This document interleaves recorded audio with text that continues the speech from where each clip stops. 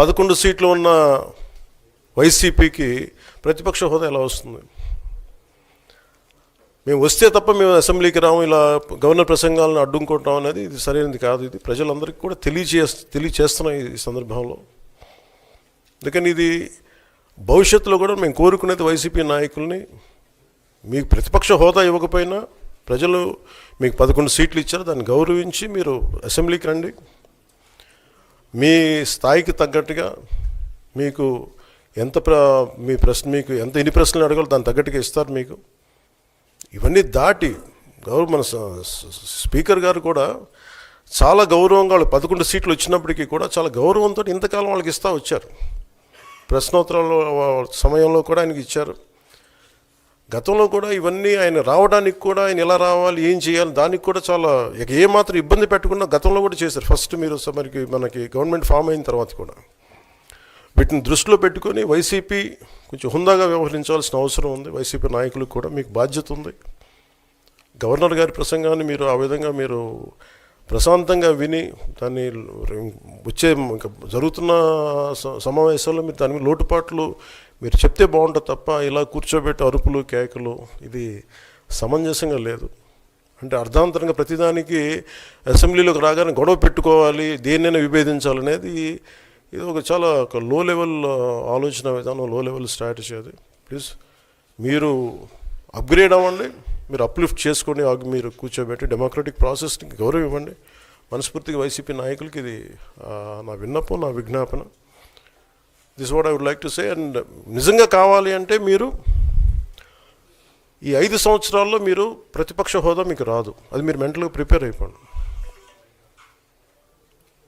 11 సీట్లతోటి మీకు ప్రతిపక్ష హోదా ఇవ్వబడదు, రాదు. ఎందుకంటే ఇట్ ఈస్ చంద్రబాబు గారు, గౌరవ ముఖ్యమంత్రి చంద్రబాబు గారు డిసైడ్ చేసేది కాదు, జనసేన డిసైడ్ చేసేది కాదు.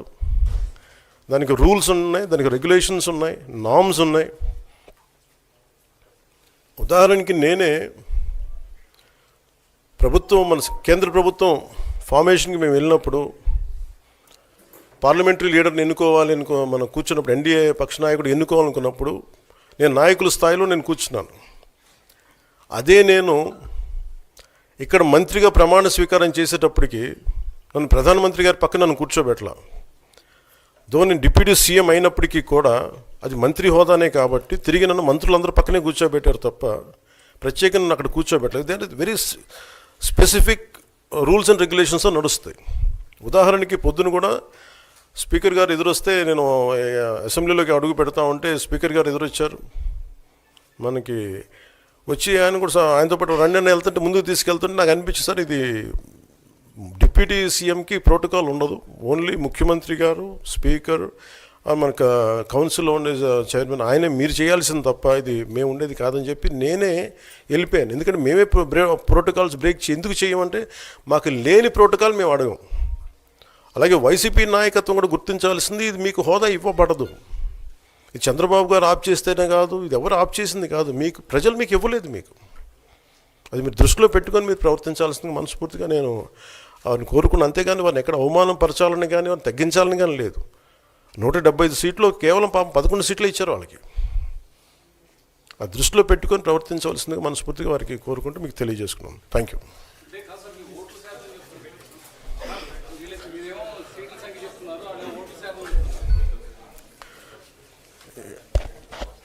ఫస్ట్ అప్పుడు ఏం చేయాలంటే సార్, అప్పుడు జర్మనీకి వెళ్ళిపోవాలండి. ఇప్పుడు జర్మనీలో ఏంటంటేనండి, నేను జర్మనీ రిజల్ట్స్ కూడా ఇది వచ్చినాయి చూస్తా ఉన్నాను. ఎలక్షన్స్లో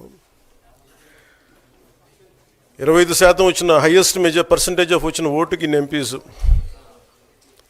ఇంత అసెంబ్లీ స్థానాలు ఉంటాయి వాళ్ళకి.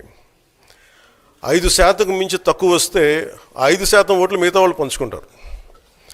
మనకు అలాంటి బెనిఫిట్ మనకు లేదు కాబట్టి మన రాజ్యాంగంలో లేదు. వాళ్ళు మంకు పట్టు పడితే they are free to go to Germany. Thank you.